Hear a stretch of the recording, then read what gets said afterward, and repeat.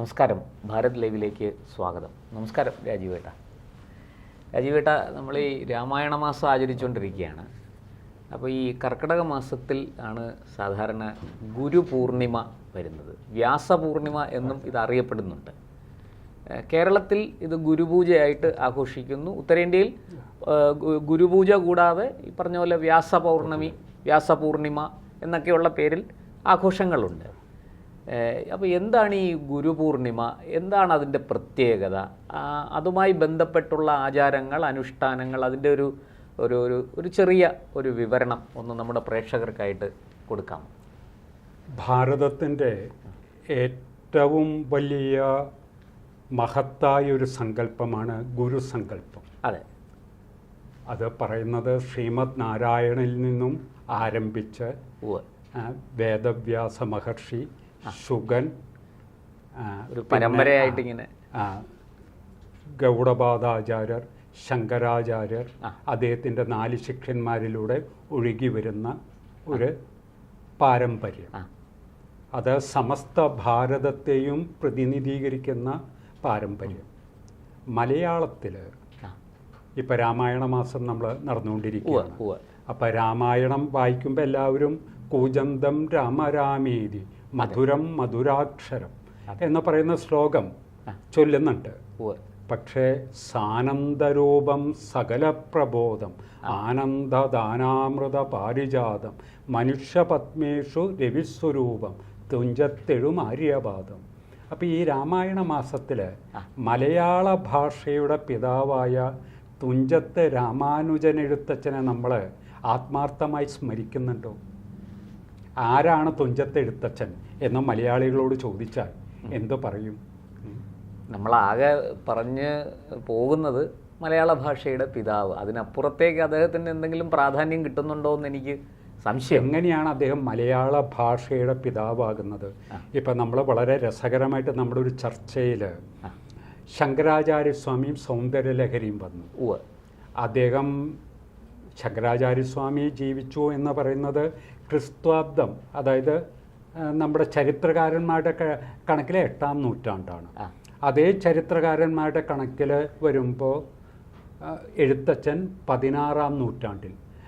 അവരെ കണ്ടെത്തിയൊരു കാലം 1570-നും 1650-നും ഇടയിലുള്ള കാലഘട്ടമാണ്.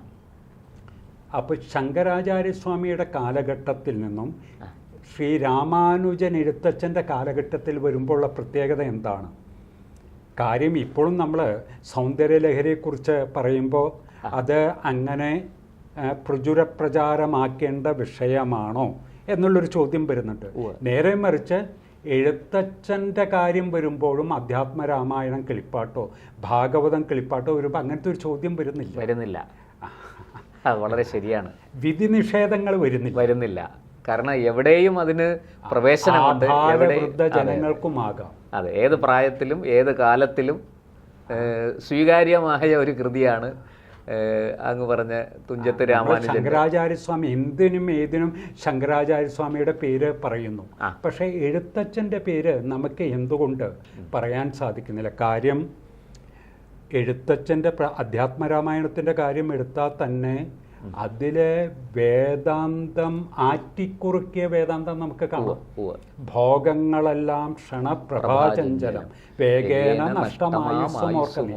നമ്മളെ ശങ്കരാചാര്യസ്വാമിയുടെ ഭജഗോവിന്ദ മോഹമുദ്ഗരം, അത് അതിൽ പറയുന്നത് തന്നെ ജ്ഞാനവൈരാഗ്യം അങ്ങേയറ്റത്ത് ഉള്ളവർക്കാണ് ഭജഗോവിന്ദമൊക്കെ പറയുന്നത്. പക്ഷെ എഴുത്തച്ഛൻ്റെ കാര്യത്തിൽ എല്ലാവർക്കും ഭക്തന്മാർക്കും അതെ ഭക്തിമുക്തിപ്രദം വളരെ ലളിതമായിട്ടാണ് പറയുന്നത്.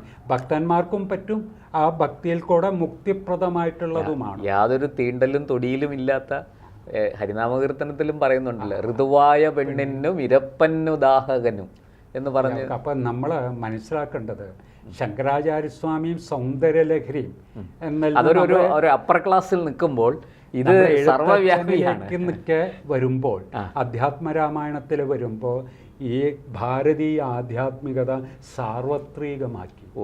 ഇതാണ് തുഞ്ചത്ത് എഴുത്തച്ഛൻ്റെ മഹത്തായ സംഭാവന. ഈ കാലഘട്ടം 15-ാം നൂറ്റാണ്ടും 16-ാം നൂറ്റാണ്ടും എന്ന് പറഞ്ഞാൽ ഭാരതം മുഴുവനും ആഞ്ഞുവീശിയ ഭക്തി പ്രസ്ഥാനത്തിൻ്റെ കാലമാണ്. അപ്പം കേരളത്തിൽ മലയാള നാട്ടിൽ ഈ ഭക്തി പ്രസ്ഥാനത്തിൻ്റെ പ്രണേതാവ് പ്രഥമ അതിൻ്റെ ഒരു ഉപജ്ഞാതാവ് തുടക്കക്കാരൻ എഴുത്തച്ഛനാണ്. അപ്പം എഴുത്തച്ഛൻ വാഗ്ദേവതയുടെ വിലാസഭൂമിയായ വെട്ടത്ത് നാട്, ആ വെട്ടത്ത് നാട്ടിൽ ഇന്നത്തെ തിരൂർ താലൂക്കിലെ തൃക്കണ്ടിയൂരാണ് ജനിച്ചത്. തൃക്കണ്ടിയൂരിൻ്റെ ഒക്കെ പഴയ പാരമ്പര്യം എന്നുള്ള മലപ്പുറം ജില്ലയിലെ മതമതേതര നാട്ടിലെ ഇദ്ദേഹം തുഞ്ചത്തെഴുത്തച്ഛൻ ജീവിച്ച വെട്ടത്ത് നാടിൻ്റെ പഴയ പാരമ്പര്യമൊക്കെ നോക്കിയാൽ അതാ ഞാൻ പറഞ്ഞത്, വാഗ്ദേവതയുടെ വിലാസഭൂമിയായ വെട്ടത്ത് നാട്.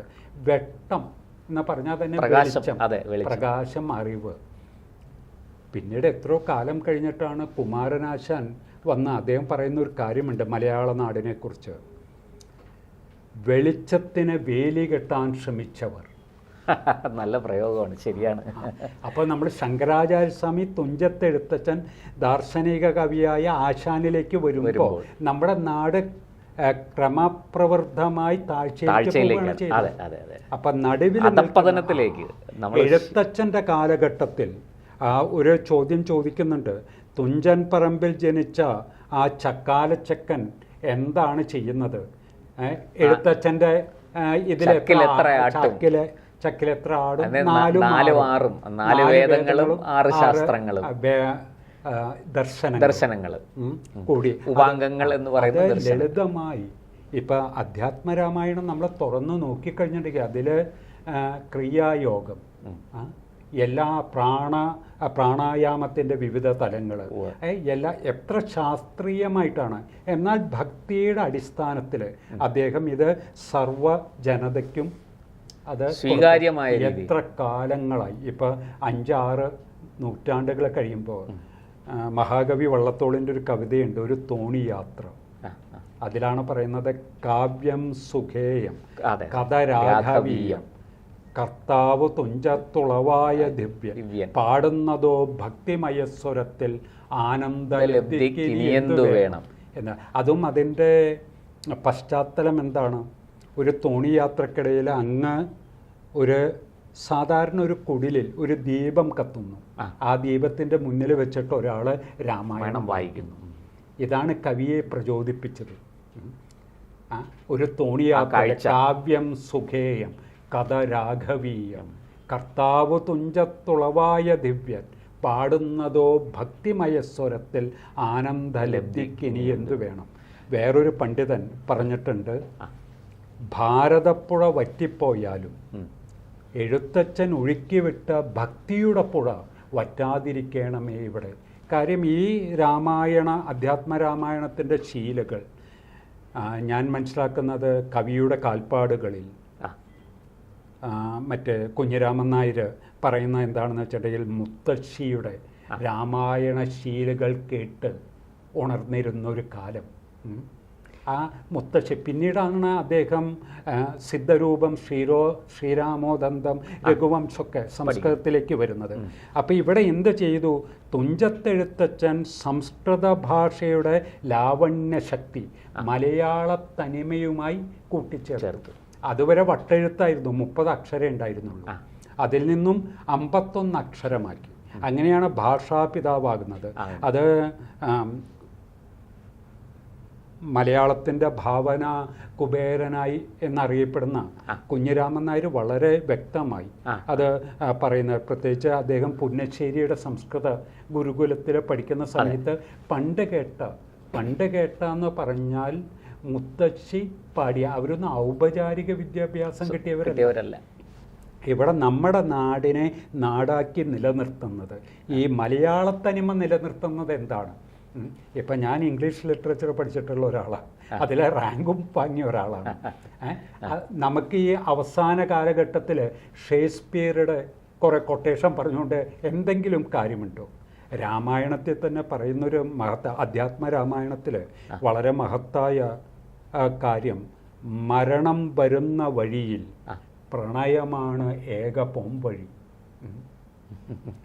പിന്നീട് വലിയ സാഹിത്യകാരന്മാർ എടുത്ത ഇതാണ്. അതായത് സീത രാമനോടൊപ്പം വനയാത്രയ്ക്ക് പോകുന്ന സമയത്ത് ഇവിടെ വരുന്നുണ്ട്. നമുക്കത് അടുത്ത ഇതിൽ ചർച്ച ചെയ്യപ്പെടേണ്ട ഒരു വിഷയമാണ്. ഇണയല്ല തുണയായി ഞാൻ വരാം, മരണം വരുന്ന വഴിയിൽ പ്രണയം മാത്രമാണ് ഒരു വഴി. അത് അധ്യാത്മരാമായണം പോലുള്ള ഇതിൽ പ്രണയം നമുക്ക് മലയാളികൾക്ക് പ്രണയം എന്തിനോടായിരിക്കണം? ഇതാണ് ഈ ഗുരുപൂർണിമ പോലുള്ള ഒരു ദിനത്തിൽ.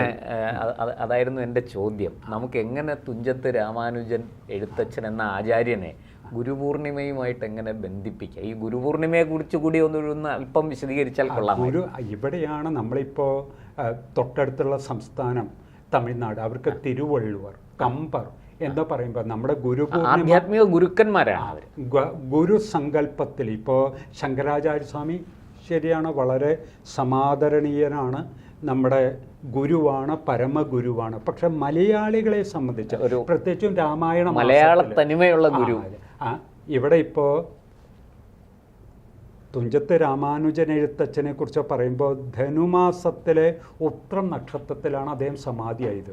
പ്രത്യേകിച്ചും ശോകനാശിനി പുഴയുടെ തീരത്ത് ചിറ്റൂർ മഠത്തിലാണെന്നാണ് പറയുന്നത്. ജന്മദിനം എന്നാണ് എന്ന് ചോദിച്ചാൽ നമുക്ക് ഡിസംബർ 31 ആഘോഷിക്കുന്നത്. അത് മലയാള തനിമയാണ്. വളരെ രസകരമായൊരു കാര്യം പറയാനുള്ളത്, അപ്പോൾ ഈ തുഞ്ചത്ത് എഴുത്തച്ഛൻ്റെ ജന്മദിനത്തെക്കുറിച്ചിട്ട് കണ്ടെത്തിയവരുണ്ട്. Doctor Chelanattu Achyutha Menon, the age of Thunchath Ezhuthachan. പിന്നെ സി രാധാകൃഷ്ണൻ്റെ ഒരു നോവൽ തീ കടഞ്ഞ തിരുമധുരം. അത് കണ്ടെത്തിയിട്ടുണ്ടെന്നല്ല, സി രാധാകൃഷ്ണൻ സാറ് കണ്ടെത്തിയിട്ടുണ്ടെന്നല്ല, അതൊരു നോവലിലൂടെ അവതരിപ്പിച്ചിട്ടുണ്ട്. ഇവിടെ ഡിസംബർ 31 പിന്നെ തപസ്യ കലാസാഹിത്യവേദി തുഞ്ചന്തിന് ആഘോഷിക്കുന്നുണ്ട്. അത് വേറെ ഏതൊരു ഇംഗ്ലീഷ് ഡേറ്റിലാണ്. ഇതാണോ മലയാള തനിമ? അപ്പോൾ ഇതൊരു നെയ്യാറ്റിൻകര കേന്ദ്രീകരിച്ച ഒരു തുഞ്ചൻ ഭക്തി പ്രസ്ഥാന പഠന കേന്ദ്രം. ഇതിനെക്കുറിച്ചിട്ടൊരു പരാതി ഗവൺമെന്റിലേക്ക് കൊടുത്തു. ഗവൺമെന്റ് അത് എന്തായിട്ട്, അത് 2017 തോന്നുന്നു എനിക്ക്. ഗവൺമെന്റ് തുഞ്ചൻ സ്മാരക ട്രസ്റ്റിന്റെ ചെയർമാൻ, തുഞ്ചൻ സർവകലാശാലയുടെ VC, സാഹിത്യ അക്കാദമിയുടെ പ്രസിഡന്റ്, പിന്നെ സാംസ്കാരിക വകുപ്പ് സെക്രട്ടറി 4 പേരെ ഏൽപ്പിച്ചു തുഞ്ചൻ ദിനം, ജന്മദിനം ഒക്കെ കണ്ടെത്താൻ.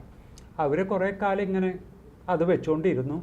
ഒടുവിലെത്തിയത് എന്താണെന്ന് ഡിസംബർ 31 അല്ല, അത് തുഞ്ചത്തിരൂര് അവരെ നയിക്കുന്ന അങ്ങനെയല്ല.